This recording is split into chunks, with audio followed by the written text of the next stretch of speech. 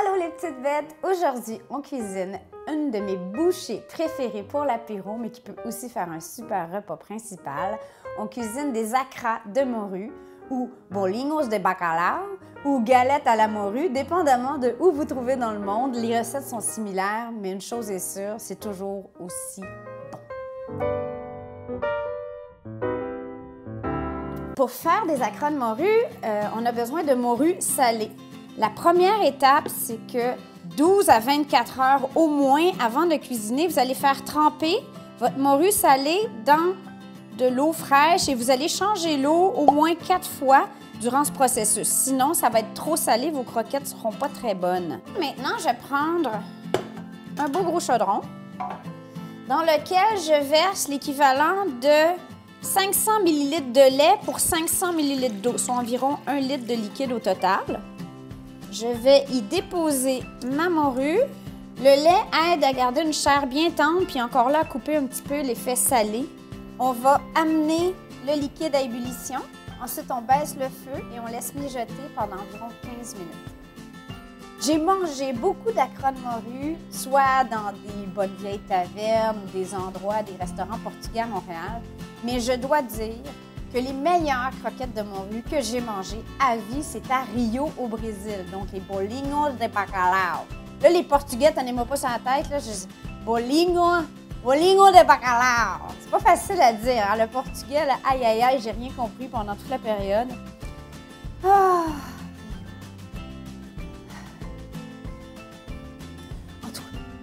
Donc, j'ai beaucoup testé de recettes depuis mon retour de Rio, il y a plus d'1 an. J'en ai fait quelques fois. Et là, je crois avoir finalement la texture que je recherchais depuis le départ. Pendant que ma morue mijote, je prépare mes ingrédients.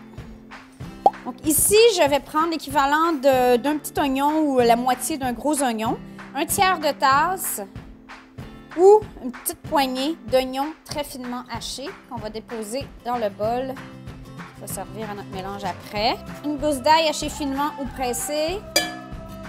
Quelques brins de persil. Vous pourriez mettre aussi de la coriandre si ça vous chante.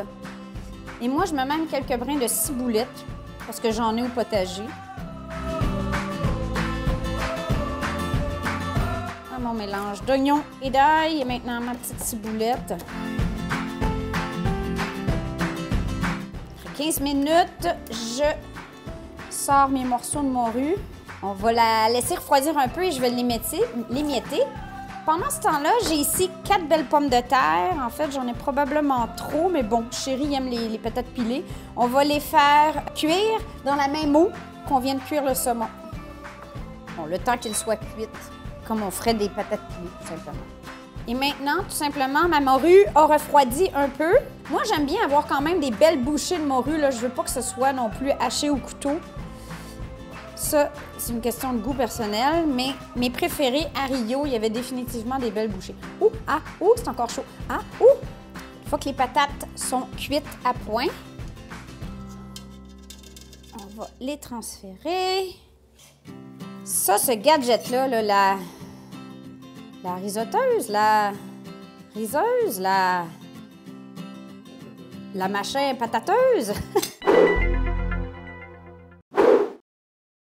T'en as-tu une patateuse? Si t'as pas de patateuse, je te recommande de t'acheter une patateuse. Parce que honnêtement, ça c'est un des gadgets. Je trouve que ça fait des patates pilées incroyables. Une neige de petites patates.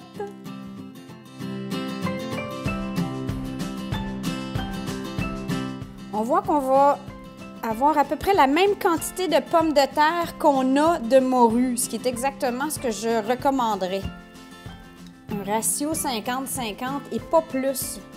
Ce que j'aurais le goût de vous dire, c'est que le petit bouillon là, de lait, d'eau et de fumée de morue, ça ferait un sacré beau bouillon pour commencer une chaudrée de palourde ou une chaudrée de poisson. Moi, je ne le jetterais pas. Au pire, si ce n'est pas pour en fin de semaine, vous le congelez, il sera prêt quand le moment viendra. Ça sent tellement bon, mesdames et messieurs. Maintenant, je vais séparer 2 œufs. Ça, c'est une technique que j'ai testée C'est pas traditionnel de le faire de cette façon-ci, mais je trouve que ça fait vraiment des croquettes supérieures. On va séparer le blanc du jaune et on va monter le blanc en neige qu'on va réincorporer par la suite. Pendant ce temps, je vais partir mon huile parce que ça prend toujours du temps. On va combiner jaune et poisson. C'est une façon vraiment facile de faire manger du poisson aux enfants. Ça, c'est un peu comme les calmars frits. Kitchen hack for kids. Oh maman, c'est trop bon, c'est quoi? Du poisson. Ah! OK, maintenant, je vais monter mes blancs en neige. Et voilà, on a des pics. On a exactement ce qu'on veut.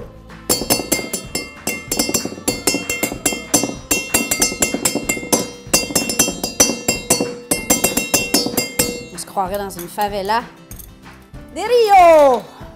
Avec les blancs d'œufs, comme toujours, on s'assure de les incorporer doucement. Là, je dois vous dire que dans mes nombreux tests, j'ai testé avec de la chapelure ou sans chapelure. Moi, celle que j'avais mangée à Rio, que j'ai tellement aimée, n'avait pas de chapelure. Donc, ce que je fais, c'est que simplement, je fais des belles boules comme ça. Tada! C'est prêt. On a fait un sondage, donc, la dernière fois qu'on l'a fait, et on a demandé aux enfants s'ils préféraient, eux, avec chapelure et sans chapelure. Et on a terminé à égalité. Moi et Lionel, on le préfère sans chapelure et les enfants le préfèrent avec chapelure.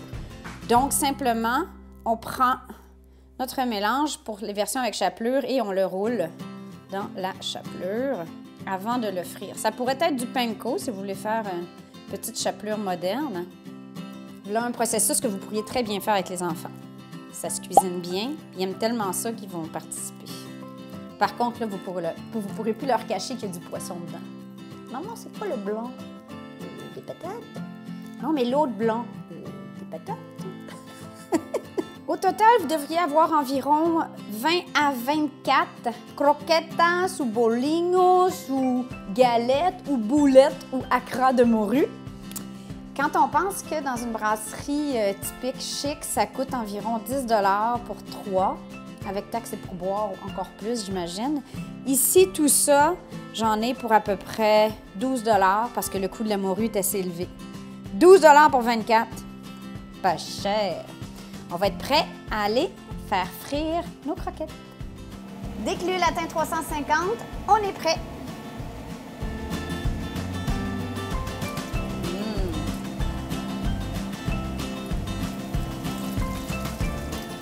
3 minutes environ, mais jusqu'à ce que ça soit bien doré.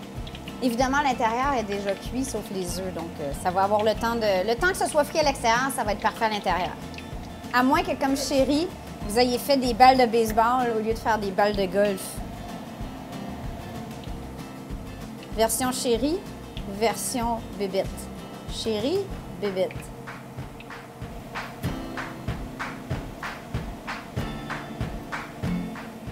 Saoud, salut, santé, cheers.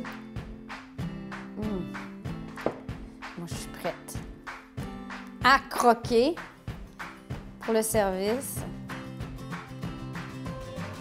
Ça n'a pas besoin de grands artifices.